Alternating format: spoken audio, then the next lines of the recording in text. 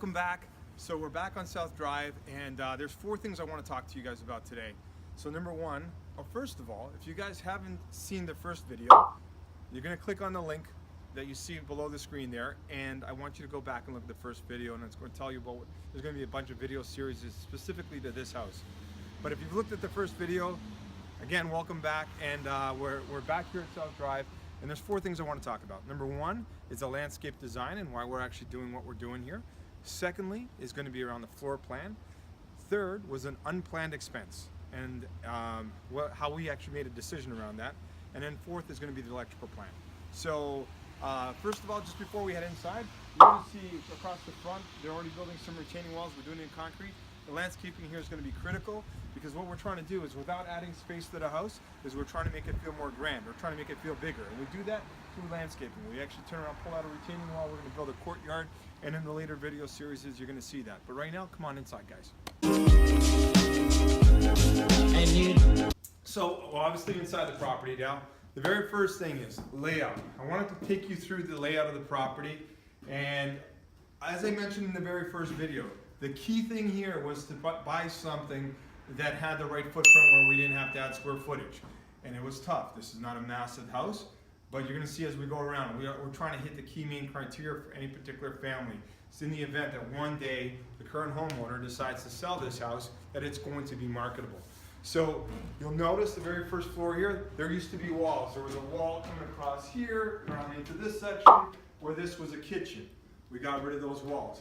What was really important is what they ended up doing is, instead of having a bulkhead here with a column, they literally took that out. They put this LVL, so this orange beam that goes across, this engineer beam, to basically carry the weight of this load and basically put everything on hangers to really open up this space. The other thing that's going to open up this particular space is what they're doing with windows and doors. The window across the front, if you guys come across this way here, this window is now going to drop further to the floor, which will make this room feel a lot taller. And if we come across this side, there used to be a small patio door. We're enlarging that door. So now you have a lot more natural light coming in. This will now be your dining room section. It will be open to your kitchen. Across the back here, you have counters all the way across the back, with basically your sink facing to the backyard. There'll be a massive island here across the front. And across this wall here will be your pantry wall with all your built-in appliances in your pantry. So a really nice open space on the main floor. So I'm going to hold off showing you the other 3 levels because there's some other stuff I want to discuss with you here on the main level. So you'll see the other floors in a later video. One of the other things that I talked about, or said I was going to talk about, was an unplanned expense. So most of the houses in this area, whether they be 30 to 40 years old, a lot of them, the roof ventilation wasn't that great, so you basically get some black coloring on the actual on the roof. So if you look up here, we actually replaced the roof. We put brand new plywood. Many times I deal with some clients, also some investors, who basically they're so budget strapped that they feel like, hey, I don't necessarily need to do that. Perhaps I can clean it. And you know what, if it's common, because most of these houses here have this blackening and this mold, it's really not an issue. And I think that's a huge mistake, because if you look at the cost of the property, a property like this is $900,000. A cost of a renovation could be $200,000, $300,000.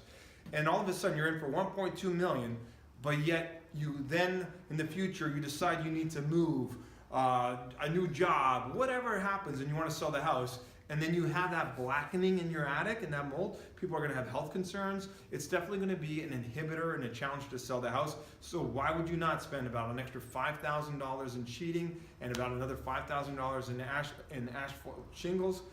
And it is well worth it, because it is almost an insurance on your investment. So I want to make sure that is absolutely clear for anybody who runs into those kinds of unplanned expenses. As we wrap up, this is the 4th point I wanted to talk about, was the electrical plan. And I'm not going to go into detail regarding the electrical plan. I'm really only going to talk about lighting.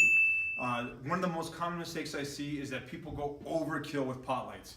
A room like this is basically maybe around 18 by 12, and somebody would put like 8 pot lights in here. And it's generally the electrician that's really saying, oh, we need more light, there's not enough light. And I don't know if it's because they obviously make money by installing the lights, or whether they really believe it needs more light. But instead of going ballistic with pot lights, I think one of the things that you could do that's creative everyone wants to have it symmetrical, is maybe even offset your lights. Have your pot lights on one side of the room, maybe like 4 going across the back or 3. And then, for example, this is going to be where your bed is going, then you have 2 individual pendant lights that come down on each side of the nightstand. You know, it could be some accent lighting that is underneath your bed, that illuminates your bed.